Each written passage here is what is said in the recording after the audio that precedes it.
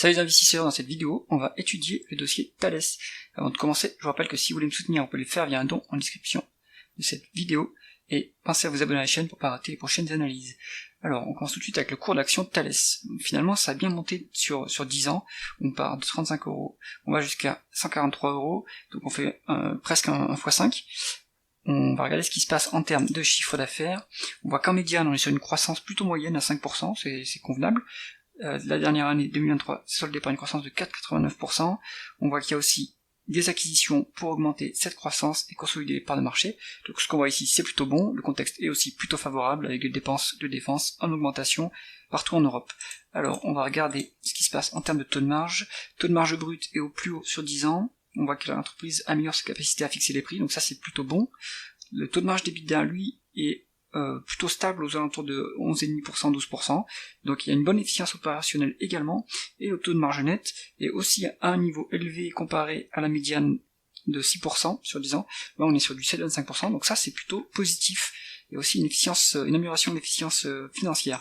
Alors on va regarder maintenant ce qui se passe en termes de conversion des bénéfices nets en free cash flow. On voit que les free cash flow sont plus élevés que les bénéfices nets, ça c'est plutôt bon, ça veut dire que les dépréciations et amortissements sont plus importants que les capex, donc, et qu'il y a du coup des cash flow opérationnels qui rentrent, ça c'est plutôt bon. Si on veut évaluer l'entreprise et s'il n'y a pas de dette, on peut utiliser les free cash flow plutôt que les bénéfices nets. On va regarder ce qui se passe en termes de rentabilité opérationnelle. En médiane elle est autour des 10%, actuellement on a 8,60%, c'est plutôt bon. Maintenant faut voir, ça décroche un petit peu. Bon, en tout cas à ce niveau-là, si l'entreprise réinvestit tous ses bénéfices opérationnels, ça veut dire qu'elle peut faire croître ses bénéfices nets à ce niveau-là, à 8,60%, donc ça c'est plutôt bon. Maintenant elle redistribue sans doute une part de ses free cash flow pour rémunérer les actionnaires.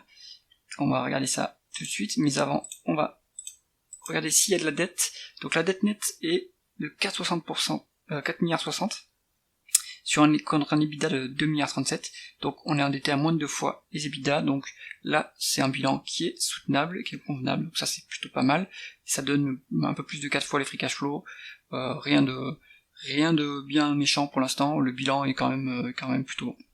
On va regarder si l'entreprise retourne du cash aux actionnaires. On voit que les dividendes sont en augmentation depuis 10 ans, sauf la coupure de la pandémie, mais ça, pas mal de boîtes l'ont réalisé. Donc là, on est sur un dossier dividende croissant. Le rendement est plutôt bon, entre plus de 3%. Donc on est sur un dividende par contre qui entame bien les free cash flow sur le dernier versement. Donc là, si on normalise les free cash flow, puisque là ils ont l'air d'être plutôt bas actuellement, on se retrouve sur des free cash flow de 1,12 milliard, donc on a quand même un payout ratio qui est plutôt élevé comparativement au free cash flow, et c'est pas parce qu'il y a une baisse temporaire que c'est le cas. Donc là, méfiance, le dividende est peut-être un peu trop élevé pour cette entreprise, pour la génération des free cash flow. On voit aussi que l'entreprise rachète des actions depuis 2022, donc ça c'est plutôt bon pour le retour aux actionnaires.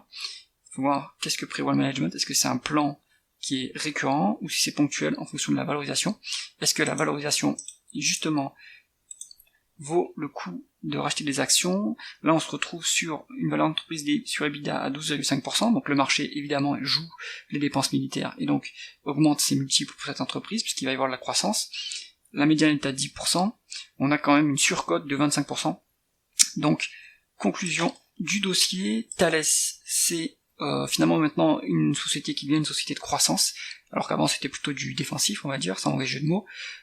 Maintenant, on anticipe de la croissance vu les multiples, il n'y a pas de marge de sécurité, les dividendes sont un peu élevés par rapport au free cash flow.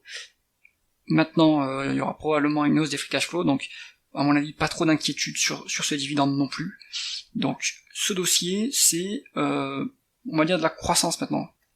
Quelque chose qui devient de la croissance. Donc, ça conviendra à un investisseur plutôt croissance, et pas forcément un investisseur value. Peut-être un investisseur dans les dividendes, mais il faut bien surveiller l'allocation du capital. C'est tout pour cette analyse. Si vous avez aimé cette vidéo, mettez un pouce vers le haut, et pensez à vous abonner à la chaîne. À bientôt.